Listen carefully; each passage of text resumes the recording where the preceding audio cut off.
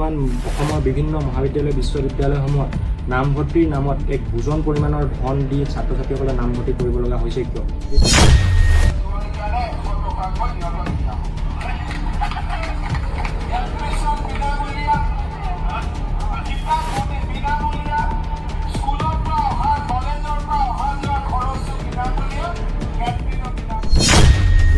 বিশ্বকৰ্মা ডাঙৰীয়ালৈ আমি এটা প্ৰশ্ন কৰিব বিচাৰিছোঁ। তেওঁ সেই সভাখনত কোৱা বিনামূলীয়া শব্দটোৰ অৰ্থ আৰু আমি সাধাৰণ ৰাইজে বুজি পোৱা সেই বিনামূলীয়া শব্দটোৰ অৰ্থ পৃথক নেকি? নমস্কাৰ, মই শ্ৰী জয়দীপ বুঢ়াগোহাঁই মৰিগাঁও মহাবিদ্যালয়ৰ ৰাজনীতি বিজ্ঞান বিভাগৰ পঞ্চম ষান্মাসিকৰ ছাত্ৰ আৰু মৰিগাঁও মহাবিদ্যালয়ৰ ছাত্ৰ সভাৰ সভাপতি আৰু মোৰ কাষত এখন অলংকৃত কৰা আটাইকেইজনী মৰিগাঁও মহাবিদ্যালয়ৰ ৰাজনীতি বিজ্ঞান বিভাগৰ পঞ্চম ষান্মাসিকৰ ছাত্ৰ। আমি আজি এই ভিডিঅ' বাৰ্তাটিৰ জৰিয়তে অসম চৰকাৰৰ আমাৰ আটাইৰে সন্মানীয় মুখ্যমন্ত্ৰী হিমন্ত বিশ্ব শৰ্মা ডাঙৰীয়াই আমাৰ নিৰ্বাচনৰ প্ৰাক মুহূৰ্তত আমাৰ শিক্ষা ব্যৱস্থাটোৰ প্ৰতি তেওঁ দিয়া কিছু প্ৰতিশ্ৰুতিৰ বিষয়ে তেওঁক পুনৰবাৰ আমি মনত পেলাই দিব বিচাৰিছোঁ বা সোঁৱৰাই দিব বিচাৰিছোঁ। আৰু ইয়াৰ লগতে বৰ্তমান অসমৰ বিভিন্ন বিদ্যালয় মহাবিদ্যালয় বিশ্ববিদ্যালয়সমূহত নামভৰ্তিৰ নামত ছাত্ৰ ছাত্ৰীসকলে দিব লগা বুজন পৰিমাণৰ ধনৰ বিষয়ে চৰকাৰৰ দৃষ্টিগোচৰ কৰিব বিচাৰিছোঁ।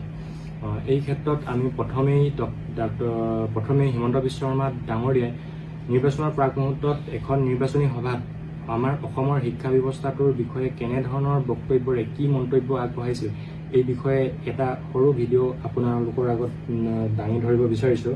ভিডিঅ'টোলৈ গ'লে আমি দেখা পাম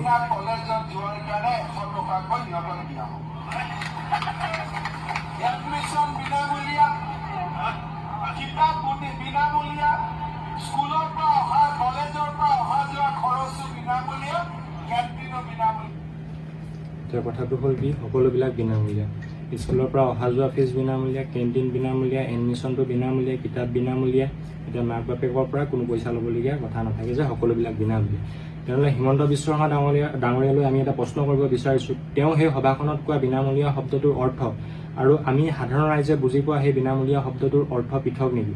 যদি তেওঁ কোৱা বিনামূলীয়া শব্দটোৰ অৰ্থ আৰু আমি বুজি পোৱা বিনামূলীয়া শব্দটোৰ অৰ্থ পৃথক নহয়, তেনেহ'লে বৰ্তমান অসমৰ বিভিন্ন মহাবিদ্যালয় বিশ্ববিদ্যালয়সমূহত নামভৰ্তিৰ নামত এক বুজন পৰিমাণৰ ধন দি ছাত্ৰ ছাত্ৰীসকলে নামভৰ্তি কৰিব লগা হৈছে কিয়? এই প্ৰশ্নটো আমি হিমন্ত বিশ্ব শৰ্মা ডাঙৰীয়াৰ পৰা উত্তৰ বিচাৰিছোঁ। দ্বিতীয়তে হ'ল অসমৰ বিভিন্ন মহাবিদ্যালয় বিশ্ববিদ্যালয়সমূহত বুজন পৰিমাণৰ ধন যে ব্যয় হৈছে, এই কথাটো আমি কেৱল মুখেৰে কোৱাৰ বা ইয়াত ক'ব লাগে কেনে কোৱা কথা এনে নহয়, তাৰ সম্পূৰ্ণ তথ্য আমাৰ হাতত আছে আৰু এই তথ্য আমি ৰাজহুৱা কৰিব বিচাৰিছোঁ। আমি বিভিন্ন কাৰণত মহাবিদ্যালয়সমূহৰ নাম ৰাজহুৱা কৰিব বিচৰা নাই যদিও আমি কেইখনমান মহাবিদ্যালয় এডমিশ্যনৰ ফিজসমূহ আমি আপোনালোকৰ আগত দাঙি ধৰিব বিচাৰিছোঁ। এতিয়া আমি প্ৰথমেই আহোঁ, যিহেতু মই ধেমাজি জিলাৰ এজন ছাত্ৰ, সেই গতিকে মই ধেমাজি জিলাৰ এখন মহাবিদ্যালয় এডমিশ্যনৰ ফিজসমূহ বিষয়ে দেখাব বিচাৰিছোঁ। এয়া যদি আপুনি চাই দেখা পাব 4,260 টকা। ইমান বিতংকৈ আমি ডিটেইলছ ক'ব নাযাওঁ, কিন্তু দেখা পালে আপুনি গম পাব 4,260 টকা, 4,380 টকা, 4,380 টকা, 4,480 টকা। এয়া হৈছে ধেমাজি জিলাৰ এখন মহাবিদ্যালয় এডমিশ্যনৰ ফিজ। আৰু দ্বিতীয়তে হৈছে এইখন হৈছে শিৱসাগৰ জিলাৰ এখন মহাবিদ্যালয় এডমিশ্যনৰ ফিজ। এডমিশ্যনৰ ফিজবিলাক হৈছে আপোনাৰ 5,340 টকা, 5,540 টকা, 5,440 টকা, 6,520 টকা।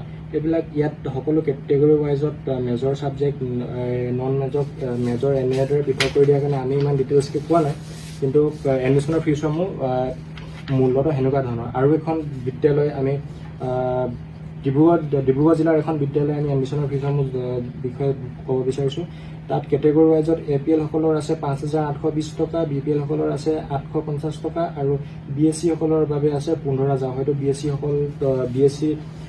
হয়তো ছায়েন্স ষ্ট্ৰীমটো তেওঁলোকৰ বৰ্তমানলৈকে গভৰ্ণমেণ্ট হোৱা নাই বা এই বিষয়ে জ্ঞাত নহয়, কিন্তু সেই ফিজটো অলপ অত্যাধিক দেখা পোৱা গৈছে।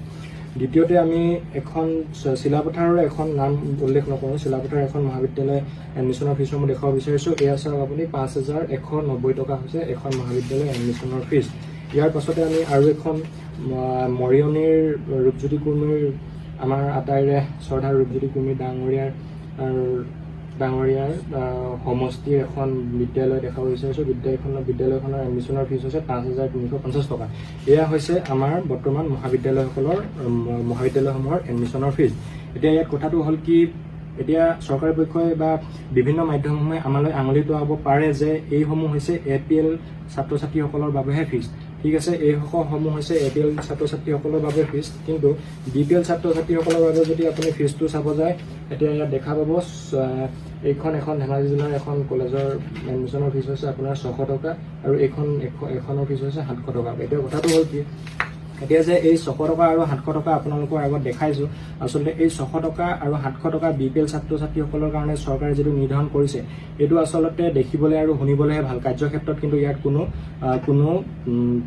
কোনো সফলতা বিশেষ আমি BPL ছাত্ৰ ছাত্ৰীসকলে দেখা পোৱা নাই। কাৰণ এই কাৰণেই পোৱা নাই, মই যেতিয়া এই ভিডিঅ' বাৰ্তাটিৰ বাবে এই ৰিচিপ্টসমূহ প্ৰস্তুত কৰিব বিচাৰিছিলোঁ, তেতিয়া এই ৰিচিপ্টসমূহ বিচাৰোঁতে মই 4,000 পৰা 5,000 6,000 এইসমূহ ফিজ জমা দি এডমিশ্যন কৰা ছাত্ৰ ছাত্ৰীসকলৰ ৰিচিপ্ট সহজতে পাইছিলোঁ। কিন্তু এই কম পইচা দি BPL ছাত্ৰ ছাত্ৰীসকলৰ ৰিচিপ্ট কিন্তু মহাবিদ্যালয় বিশ্ববিদ্যালয়সমূহত বা বিদ্যালয়সমূহত বিচাৰি পোৱা নাছিলোঁ। এইকাৰণে বিচাৰি পোৱা নাছিলোঁ, সেই মহাবিদ্যালয়সমূহত 600 পৰা 700 টকা দি, অৰ্থাৎ BPL ছাত্ৰ ছাত্ৰীসকলে কম মূল্যত যিটো চৰকাৰে নিৰ্ধাৰণ কৰি দিছে যে কম মূল্যত এডমিশ্যনৰ সুবিধা পাব, সেইটো অতি নগণ্য। এইকাৰণে নগণ্য হৈছে এই 600 টকাত বা প্ৰত্যেকজন ছাত্ৰই যে BPL হ'লেই 600 টকা 700 টকাত বা 800 টকাত যে এডমিশ্যন কৰিব পাৰিব, তাৰ কোনো সেনেকুৱা ধৰা বন্ধা নিয়ম নাই।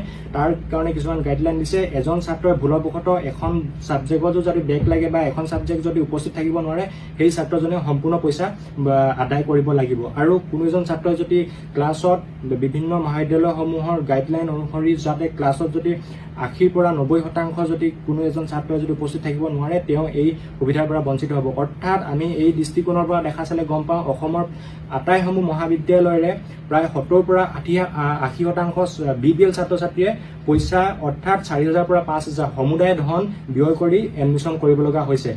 প্ৰায় 15 পৰা 20% ছাত্ৰ ছাত্ৰীয়ে 600 পৰা 700 টকা অৰ্থাৎ BPLৰ যিটো কোটা, তাৰমানে সেই কোটাত এডমিশ্যন কৰিবলৈ সক্ষম হৈছে। সেই গতিকে এই BPL ছাত্ৰ ছাত্ৰীসকলৰ কাৰণে যিটো সুবিধা প্ৰদান কৰিছে, এয়া আচলতে কাগজ আৰু পত্ৰই দেখিবলৈ ভাল, কিন্তু ই আচলতে জমকাল। তাৰমানে ইয়াৰ কোনো সুবিধা সমূহ BPL ছাত্ৰ ছাত্ৰীয়ে আদায় কৰিব পোৱা নাই। এতিয়া হিমন্ত বিশ্ব শৰ্মা ডাঙৰীয়ালৈ এটা প্ৰশ্ন হ'ল, যি সময়ত অসমৰ এটা দৰিদ্ৰ পৰিয়ালে নিজৰ ভাত মুঠি ক্ৰয় কৰিব নোৱাৰাৰ বাবে বা নিজৰ অন্নমুঠি বা নিজৰ খাদ্য নিজে যোগাৰ কৰিব নোৱাৰে, তাৰ প্ৰতি লক্ষ্য ৰাখি অসম চৰকাৰে বা ভাৰত চৰকাৰে বিনামূলীয়া খাদ্যদ্ৰব্যৰ বা ভাত বা চাউলৰ পৰা আদি কৰি যিসমূহ নিত্য প্ৰয়োজনীয় সামগ্ৰী সেইসমূহ তেওঁলোকে যোগান ধৰিছে। তেনে ক্ষেত্ৰত এনে এটা দৰিদ্ৰ পৰিয়ালৰ এজন ছাত্ৰই ইমান বুজন পৰিমাণৰ ধন মহাবিদ্যালয়ত জমা কৰি বা এনে এটা বুজন পৰিমাণৰ ধন মহাবিদ্যালয়ত দি বা এডমিশ্যন কৰি তেওঁলোকে সেই মহাবিদ্যালয়খনত শিক্ষা গ্ৰহণৰ বাবে প্ৰস্তুতি চলাব কেনেকৈ? তেওঁলোকে ইমান বুজন পৰিমাণৰ ধন ক'ৰ পৰা আহিব আৰু ইমান বুজন পৰিমাণৰ ধন তেওঁলোকে জমা দিবলৈ সাহস কৰিবা ক'ৰ পৰা? এই প্ৰশ্ন হিমন্ত বিশ্ব শৰ্মা ডাঙৰীয়াৰ পৰা এই প্ৰশ্নৰ উত্তৰ আমি বিচাৰিছোঁ। আৰু দ্বিতীয়তে এটা কথা আমি অনুকিয়াব বিচাৰিছোঁ, হিমন্ত বিশ্ব শৰ্মা ডাঙৰীয়াই নিৰ্বাচনৰ প্ৰাক মুহূৰ্তত বিভিন্ন সভা-সমাগমত কৈছিল নিৰ্বাচন ব্যৱস্থা সম্পূৰ্ণ ফ্ৰী, বাছ ভাড়া ফ্ৰী, কেণ্টিন ফ্ৰী, সকলো ফ্ৰী। আমি বাছ ভাড়া, কেণ্টিন ফ্ৰী, আমি সেইসমূহ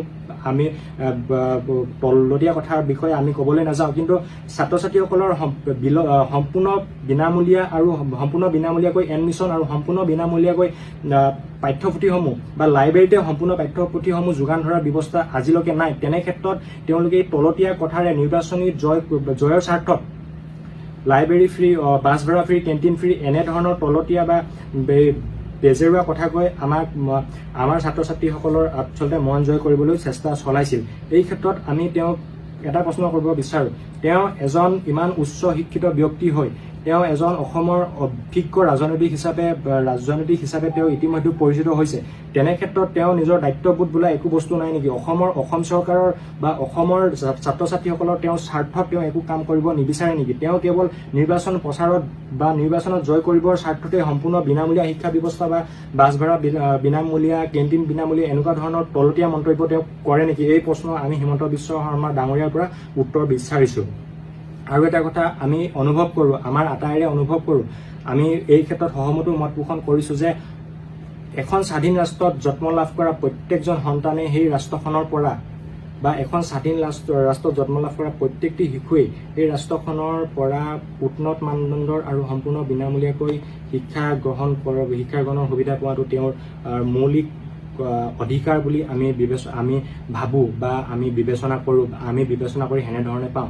তেনে ক্ষেত্ৰত সেইবাবে আমি অসম চৰকাৰৰ সন্মানীয় মুখ্যমন্ত্ৰী, যি আজি প্ৰায় 20 বছৰৰ পৰা অসম চৰকাৰৰ শিক্ষা খণ্ডটোৰ লগত জড়িত, তেওঁক আমি অনুৰোধ জনাইছোঁ, অনাগত দিনত অসমীয়াৰ বুকুত যিমানসমূহ সন্তান জন্ম লাভ কৰে বা অনাগত দিনত অসমৰ প্ৰত্যেকজন সন্তানে যাতে সম্পূৰ্ণ বিনামূলীয়া আৰু উন্নত মানদণ্ডৰ শিক্ষা গ্ৰহণ কৰাৰ সুবিধা পায় তাৰ ব্যৱস্থা কৰিবলৈ মাননীয় শিক্ষামন্ত্ৰী, মাননীয় মুখ্যমন্ত্ৰী সকলোকে আমি কাতৰভাৱে বিনয়েৰে অনুৰোধ জনাইছোঁ। আৰু এই ক্ষেত্ৰত অসমৰ সংবাদ মাধ্যমসমূহে বহুত যথেষ্ট দায়িত্ব পালন কৰিছে যদিও তেওঁলোকক আৰু আগুৱাই আহিবলৈ আমি ছাত্ৰ সমাজে অনুৰোধ জনাইছোঁ। গণতন্ত্ৰৰ চতুৰ্থ স্তম্ভ তেওঁলোকৰ শক্তি অত্যাধিক বেছি, সেই গতিকে তেওঁলোকলৈও আমি অনুৰোধ জনাইছোঁ। তেওঁলোকে ৰাজনৈতিক সভা সমিতি বা বিভিন্ন ধৰণৰ আলোচনাবিলাকৰ লগতে তেওঁলোকে যেনেধৰণে শিক্ষা ব্যৱস্থাৰো আলোচনা কৰে, কিন্তু এই ব্যৱস্থাক আৰু অধিক আগুৱাই লৈ গৈ আৰু অধিক এনেধৰণৰ আলোচনা বা আমাৰ সমস্যাসমূহ চৰকাৰৰ আগত দাঙি ধৰি আমাৰ সুবিধাৰ বাবে, ছাত্ৰ ছাত্ৰীসকলৰ সুবিধাৰ বাবে অসমৰ স্বাৰ্থত তেওঁলোকে বিশেষ পদক্ষেপ গ্ৰহণ কৰিব বুলি আমি আশা ৰাখিছোঁ। আৰু শেষত মুখ্যমন্ত্ৰী হিমন্ত বিশ্ব শৰ্মা ডাঙৰীয়াই নিৰ্বাচনৰ প্ৰাক মুহূৰ্তত শিক্ষা খণ্ডটোৰ ওপৰত যিসমূহ প্ৰতিশ্ৰুতি প্ৰদান কৰিছিল, সেই প্ৰতিশ্ৰুতিসমূহ আমি ফলপ্ৰসূ ৰূপত ৰূপায়ণ কৰিবলৈ অনুৰোধ জনাইছোঁ। আমি তলতীয়া মন্তব্যসমূহৰ বিষয়ে আমি বিশেষ গুৰুত্ব প্ৰদান নাই কৰা, কিন্তু আমাৰ ছাত্ৰ ছাত্ৰীসকলৰ ন্যূনতম যিসমূহ আমি পাবলগীয়া বিনামূলীয়া এডমিশ্যন, বিনামূলীয়া কিতাপ, এইসমূহ যাতে আমাক প্ৰদান কৰে তাৰ বাবে আমি চৰকাৰৰ পক্ষলৈ বিনম্ৰ কাতৰভাৱে অনুৰোধ জনাইছোঁ। ধন্যবাদ।